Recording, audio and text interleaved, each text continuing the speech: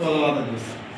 ಯಾಕಂತಂದರೆ ನಮ್ಮ ಪುಷ್ಪಾಲನೆ ಇಲಾಖೆ ವತಿಯಿಂದ ನಮ್ಮ ಜಿಲ್ಲೆಯದಾಗಲಿ ನಮ್ಮ ಒಂದು ಸುತ್ತಮುತ್ತ ಯಾವುದೇ ಒಂದು ನಮ್ಮ ಕರ್ನಾಟಕ ರಾಜ್ಯದಾಗಲಿ ಸಾಹಿತ್ಯ ಲೋಕದೊಳಗೆ ಎಂದವರಂದ್ರೆ ನಮ್ಮ ಡಾಕ್ಟರ್ ನಮ್ಮ ಸರ್.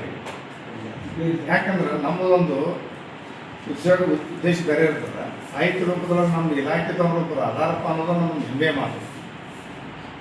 ಮುಖ್ಯವಾಗಿ ನಮ್ಮ ಅಶ್ಫಾಕ್ ಪರಿಜಾತೆ ಸರ್ ಕನ್ನಡ ಸಾಹಿತ್ಯದೊಳಗೆ ಒಳ್ಳೆಯ ಕವಿತೆಗಾರರ ಅಂತ ನಮ್ಗೆ ಗೊತ್ತಾಗಿದ್ದೇನೆ. ಈಗ ಅವ್ರು ಬಂದ ಮೇಲೆ ಅದು ಕೆಲವು ದಿನಗಳಿಂದ ಸುಮ್ಮನೆ ಬರ್ತಿದ್ರು, ಇದ್ರ ಹಾಕ್ತಿದ್ರು, ಇದರ ವಾಟ್ಸಪ್ನ ಹಾಕ್ತಿದ್ರು, ನೋಡ್ತಿದ್ರು, ಓದ್ತಿದ್ರು, ಎಲ್ಲ ಮಾಡ್ತಿದ್ರು. ಇದರೆಲ್ಲರ ನಮ್ಮ ಮಾನ್ಯ ಮತ್ತು ವಿಶ್ವವಿದ್ಯಾಧಿಕಾರಿಗಳು ಹಾಗೂ ನಮ್ಮ ವಿಶ್ವವಿದ್ಯಾಲಯಗಳ ಪ್ರಸಿದ್ಧಿ ಅವರು ಕೂಡ ಈ ಒಂದು ಕಿತ್ತೂರು ನಾಡಿನಲ್ಲಿ ಒಂದು ನಮ್ಮ ಇಲಾಖೆ ವತಿಯಿಂದ ನಮ್ಮ ಒಬ್ಬ ಸಿಬ್ಬಂದಿಯವರು, ನಮ್ಮ ಒಬ್ಬ ಅಧಿಕಾರಿಗಳು ಒಂದು ಕವನವನ್ನು ಚುಟುಕು ರಚನೆ ಮಾಡಿ ಇಲ್ಲಿ ಒಂದು ಸಾಹಿತ್ಯ ಲೋಕದ ಎಲ್ಲ ಸಮಸ್ತ ದಿಗ್ಗಜರ ನಡುವೆ ಆ ಪುಸ್ತಕವನ್ನು ಬಿಡುಗಡೆ ಮಾಡುವುದು ನಮಗೆ ಇವತ್ತಿನ ಒಂದು ಒಳ್ಳೆಯ ಸದುದ್ದೇಶ, ನಮಗೊಂದು ಒಳ್ಳೆಯ ಹೆಮ್ಮೆಯ ದಿನವಾಗಿರುತ್ತದೆ. ಮೂಲತಃ ನಮ್ಮ ವಿದ್ಯಾರ್ಥಿಸರು ಬೆಳಗಾವಿ ಜಿಲ್ಲೆಯವರಾದರೂ ಕೂಡ ಈ ಸದ್ಯ ಅವರು ಧಾರವಾಡದಲ್ಲಿ ವಾಸ್ತವ್ಯವಿರುತ್ತಾರೆ.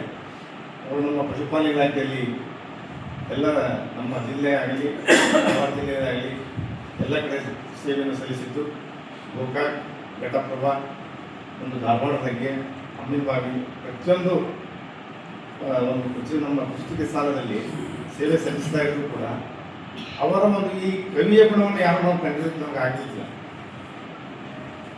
ಬರೀತಿದ್ರು, ಎಲ್ಲ ಮಾಡ್ತಿದ್ರು. ಕರೆ ಅವ್ರು ಬೂದಿ ಮುಚ್ಚಿದ ಕಂಡ ಇದ್ದಾಗಿ ನಾವು ಎಷ್ಟೋ ಸಾರಿ ಅವ್ರಿಗೆ ಇಲ್ಲಿ ಬಂದು ನಾವು ಗುರುತಾರ ಮನಸ್ಸೇ ಕೇಳಿದ್ವಿ ನಾವು. ಸರ್ ಹೆಂಗೆ ಮಾಡಿ ಸರ್ ಬಿಟ್ಟು ನಮ್ಗೆ ಹೇಳ್ಬಿಟ್ಟಿರ್ತೇವೆ. ಯಾಕಂದ್ರೆ ನಮ್ಮ ಹಿರೇಮಠ ಸರ್ದಾಗಿಂದ ನಮ್ಮ ಸಾಹೇಬರಿಗೆ ಅವರಿಗೆ ಭಾಳ ಪರಿಚಯ. ಈ ಸಾಹಿತ್ಯ ಲೋಕದಾಗ ಸ್ವಲ್ಪ ನಮ್ಮ ಹಿರೇಮಠ ಸರದ ಇದಿತ್ತು, ಆಸಕ್ತಿ ಇತ್ತು ಅವರಿಗೆ. ಅದು ಬಿಟ್ಟರೆ ನಮ್ಮ ಪ್ರಜಾಸ್ ಸರ್ ಒಂದು ಪರಿಚಯ ಮಾಡ್ಕೊಂಡು ಸರ್ ಹೇಳಿದ್ದು ನಾನು ಹಿಂಗೆ ಭೇಟಿ ಮಾಡ್ಸ್ಕೊಂಡಿರ್ತೇವೆ. ಏನು ಬಿಡ್ರಿ ಬ್ಯಾಡ ನಮಗೆ ಇದಕ್ಕೆ ಇವತ್ತಿನ ದಿವಸ ನಮಗೆ ಒಂದು ಅವಿಸ್ಮರಣೀಯವಾದ ದಿನ. ಅವರು ವೃತ್ತಿಯಲ್ಲಿ ಮೂಲ ಜಾನುವಾರು ಅಧಿಕಾರಿಗಳು. ಅವರ ಉದ್ಯೋಗ ಏನಂದ್ರೆ ಜಾನುವಾರು ಚಿಕಿತ್ಸೆ ಮಾಡೋದಾಗಲಿ, ಒಂದು ರೈತರೊಂದಿಗೆ ಬಾಂಧವ್ಯ ಇರೋದಾಗಲಿ ಒಳ್ಳೆಯ ಸಂಬಂಧ ಇಟ್ಕೊಂಡಿರ್ತಾರೆ ಅವರು.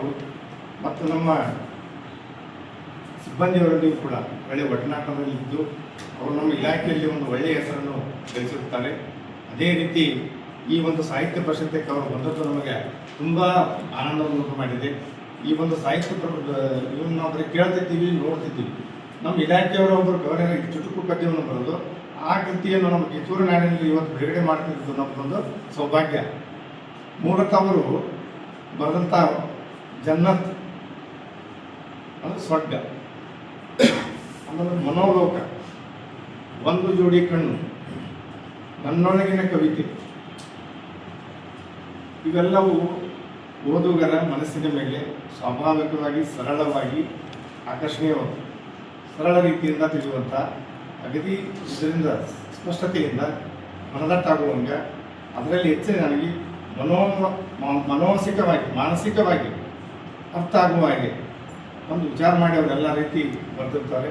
ಅವರಿಗೆ ಗಜಲ್ಗಳ ಪ್ರಭಾವ ಅತಿ ಉತ್ತಮವಾದದ್ದು. ಗಜಲ್ಗಳ ಪ್ರಭಾವ ಏನು ಅವರೆಲ್ಲ ನೋಡಿದ್ದಾರೆ. ಹೆಚ್ಚಾಗಿ ಇವರು ಬರೆದಿರ್ತಕ್ಕಂಥ ಕೃತಿಗಳಲ್ಲಿ ಭಾವನಾತ್ಮಕತೆ ಮತ್ತು ದೈನಂದಿನ ಭಾವನೆಗಳ ಬಗ್ಗೆ, ಮನುಷ್ಯರಲ್ಲಿ ದೈನಂದಿನ ಜೀವನದ ಬಗ್ಗೆ, ತಮ್ಮ ವೃತ್ತಿ ಜೀವನದ ಬಗ್ಗೆ ಒಳ್ಳೆಯ ರೀತಿಯ ಒಂದು ಅವರು ಬೆಳೆಸಿಕೊಂಡಂಥ ಇದನ್ನು ಬರೆದಿರ್ತಾರೆ.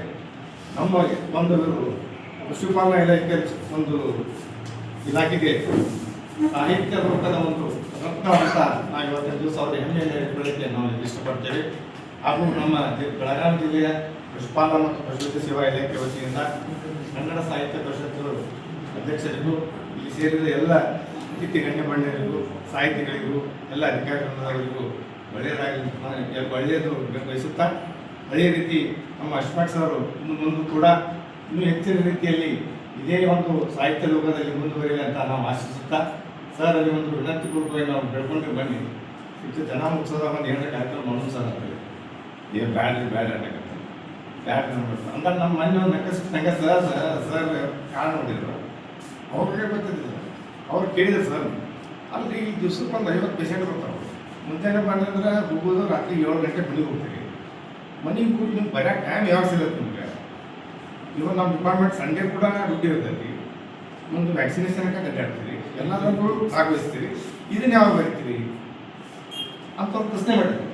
ಸರ್ ಅದಕ್ಕೊಂದು ಸರಳವಾದ ಉತ್ತರ ಕೊಟ್ಟರು.